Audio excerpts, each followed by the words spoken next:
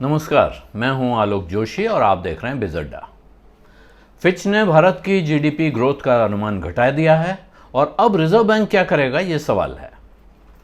Economy में कहीं खुशी कहीं गम जैसा माहौल दिख रहा है और इसके बीच रिजर्व बैंक की मुश्किल यकीनन काफ़ी बढ़ गई होगी, जिसे कल बताना है कि भारत की इकोनॉमी का भविष्य कैसा दिख रहा है और उसके हिसाब से अब ब्याज दरों का क्या होगा। तो ग्रोथ के मोर्चे पर रेटिंग एजेंसी फिच ने एक बार फिर भारत को झटका दे दिया है। फिच का अब यह कहना है कि चालू वित्त वर्ष यानी 2021-22 में भारत की ग्रोथ की रफ्तार 8.7% ही रह पाएगी, यानी 0.9% से भी थोड़ा सा नीचे। इससे पहले जून में उसने ये आंकड़ा 10% पर रहने का अनुमान जताया था और वो भी उससे पहले दिए हुए 12.8% 12.8% से कम करके ही दिया था। यानी ये 12.8% का आंकड़ा जो मार्च में आया था, तब से अब तक वो ग्रोथ रेट में 4% से ज़्यादा की कमी का अनुमान दिखा चुका है।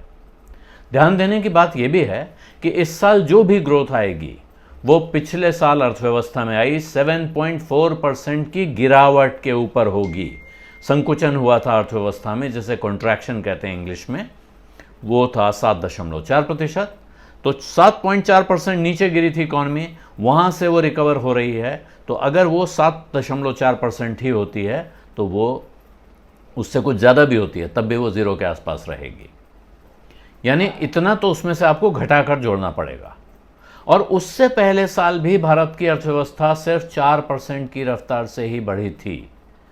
फिच की रिपोर्ट से साफ है कि हालात अभी चिंताजनक बने हुए हैं। हालांकि उसका कहना है कि ग्रोथ के अनुमान में कटौती की वजह कोरोना वायरस की दूसरी लहर से कारोबार पर आया हुआ असर है, लेकिन साथ ही वो ये भी कहता है कि इस लहर की वजह से आर्थिक गतिविधियों में सुधार का काम पूरी तरह पटरी से नहीं उतरा, बस उसमें देरी हुई है।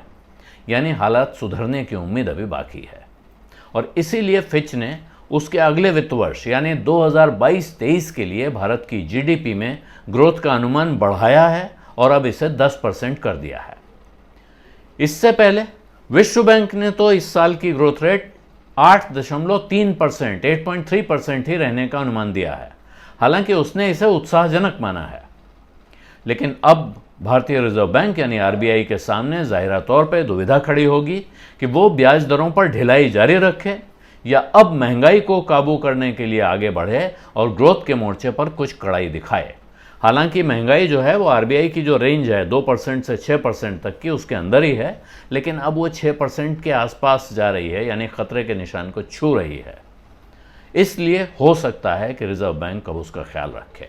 आपको ये बात पता होनी चाहिए कि रिजर्व बैंक का असली काम, मुख्य काम महंगाई को काबू में रखना ही है।